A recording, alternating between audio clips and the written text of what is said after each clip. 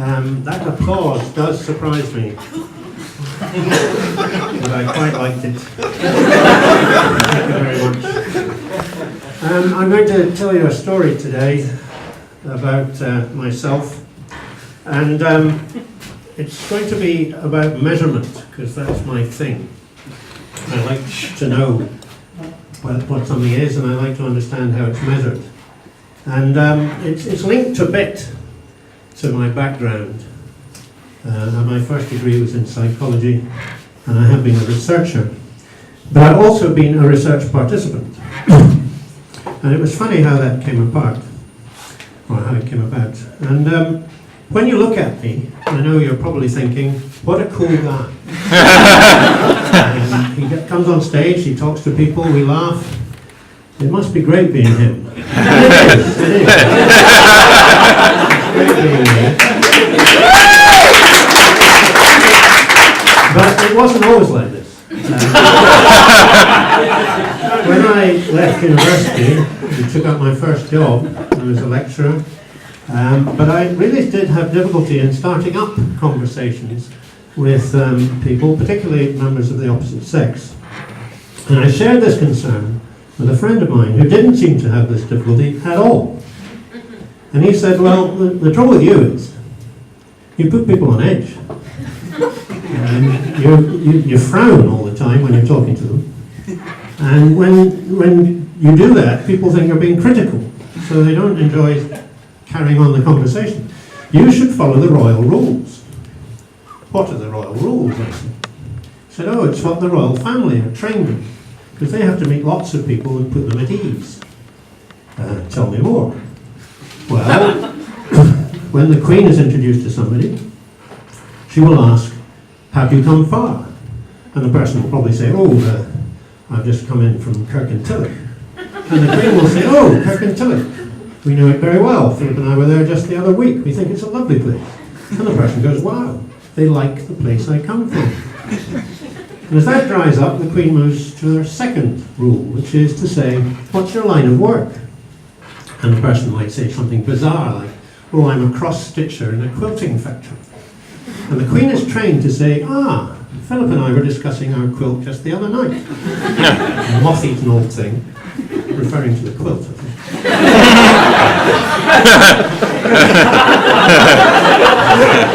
It really could do with a new cover.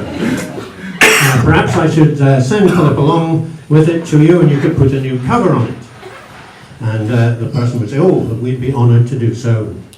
Everything about this conversation means that the person feels good about themselves and also feels good about the Queen. So I thought, wow, that's not too difficult, I'll try that. So the next occasion that occurred, when I happened to be in a bar, and there was a lady, attractive lady, sitting on a railing, I went across and sat down beside her, leaned forward and said, can I ask you a couple of questions? Shrugged, which I assume means okay. And I said, have you come far? And she looked at me for a minute and then said, no. And I, oh, God, I'm lost. Go to the second question. What's your line of work? And she replied, she was a clinical researcher. I went, a life belt. I know something about research.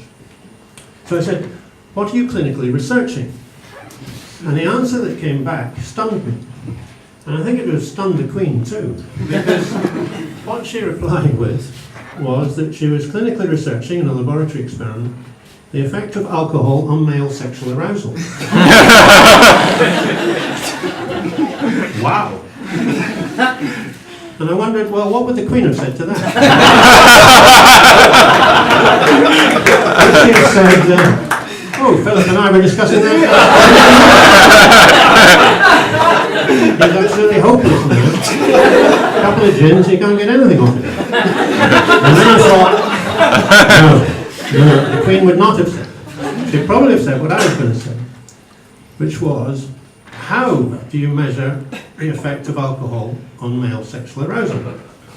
And she explained that what they did was that they advertised for men to come to the laboratory, and then they gave them a standard amount of alcohol, vodka and tonic, in 3/4 pint glasses, and related to their height and weight, so everybody got the same concentration of alcohol. They then gave them a stimulus, an erotic stimulus, which was provided through headphones of an erotic story, varying degrees of eroticism. And then there was a measuring device, a sensitive electronic measuring device, placed in the appropriate place. Now, you're probably ahead of me here.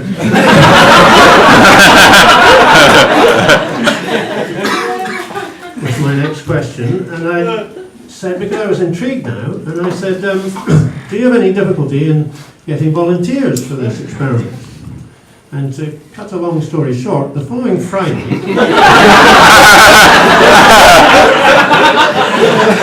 I found myself in the sexual arousing measuring story of the Drugs and Alcohol Rehabilitation Centre at Leicester University, staring out the window, listening to the monotonous information that's given to you when you're in one of these trials. And you know the sort. Beep, you're about to get a tape recording with some erotic arousal information. A measure will be taken at the beginning and at the end of each stage. There are 3 stages, and the measure difference will dictate whether you are not aroused, medium aroused, or highly aroused. So I was getting ready to be one of those.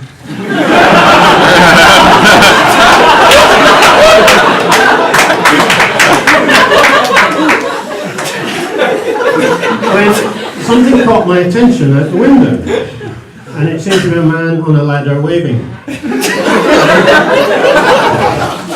To my horror, I realised it was a team of window cleaners, and they were heading my way. Well, I thought, what shall I do? And I looked down, I looked up, I thought, oh heavens. This could be very embarrassing for both of us. And I thought, time them, and then find out how much time I've got, and see if I can get through this experiment. And it was 30 seconds suds on, 20 seconds suds off, 20 seconds down the ladder, 10 seconds move the ladder along, and there were 4 windows away. So I was calculating away whether I had enough time or not, when suddenly a voice cut in and said, that completes the experiment. I hadn't heard any of this about it. You have scored 0, 0, and 0 on the arousal scale. That completes the experiment. You can take your headphones off, remove the device, adjust your jets to normal, and return to the administration room where the administrator will deal with your travelling expenses, etc. So I did as instructed, got myself redressed and into this room, and lo and behold, there was the administrator with the woman that had signed me up. And I think there was a hint of a smile on her lips as she said, right, Dr. Stevenson, yes. She said, can I ask you a question? Have you come far? Oh! Very funny, ha ha ha. The royal rules being played back to me. So I said, right, royal rules to you then. We are not amused.